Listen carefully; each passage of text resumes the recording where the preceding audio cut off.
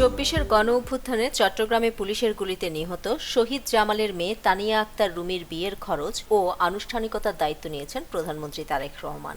একই সঙ্গে তিনি বিএনপি চেয়ারম্যান ও আমরা বিএনপি পরিবার এর প্রধান পৃষ্ঠপোষক হিসেবে মানবিক সহায়তা কার্যক্রম অব্যাহত রেখেছেন। শুক্রবার সকালে চট্টগ্রাম প্রেস ক্লাবে আয়োজিত এক অনুষ্ঠানে প্রধানমন্ত্রীর অতিরিক্ত প্রেস সচিব আতিকুর রহমান রুমনের নেতৃত্বে শহীদ জামালের পরিবারের হাতে আর্থিক সহায়তা তুলে দেওয়া হয়। এ সময় তারেক রহমানের পক্ষ থেকে বিশেষ উপহার প্রদান করেন ভূমি ও পার্বত্য চট্টগ্রাম বিষয়ক প্রতিমন্ত্রী ব্যারিস্টার মীর মোহাম্মদ হেলাল উদ্দিন। পাশাপাশি ঢাকা বিশ্ববিদ্যালয়ে ভর্তি পরীক্ষায় উত্তীর্ণ জপেল চাকমার হাতেও শুভেচ্ছা উপহার তুলে দেওয়া হয়। একই সঙ্গে তার পড়াশোনার জন্য মাসিক শিক্ষাবৃত্তি প্রদানের ঘোষণা দেওয়া হয়।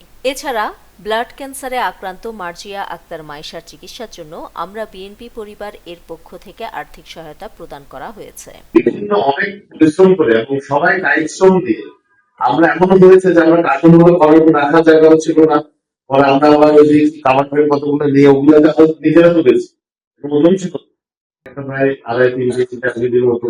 এই যে মানবিক কাজগুলো আমরা করেছি এগুলো কার নির্দেশে করেছি, এগুলো তৎকালে দলের সিনিয়র ভাইস চেয়ারম্যান আজকের প্রধানমন্ত্রী জনাব তারেক রহমান এমপি মহোদয়ের নির্দেশে কিন্তু আমরা করেছি।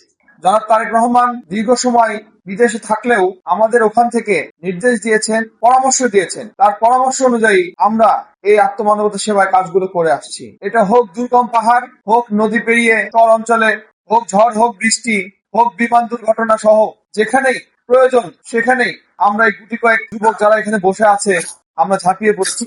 অনুষ্ঠানটি সঞ্চালনা করেন প্রধানমন্ত্রীর উপ প্রেস সচিব 1 জাহিদুল ইসলাম রনি। এ সময় আরও উপস্থিত ছিলেন আমরা বিএনপি পরিবার এর উপদেষ্টা ও কেন্দ্রীয় বিএনপি নেতা মোহাম্মদ আবুল কাশেম, সদস্য সচিব কৃষিবিদ মোকসেদুল মমিন মিথুন এবং সদস্য মাসুদ রানা লিটন সহ অন্যান্য নেতৃবৃন্দ।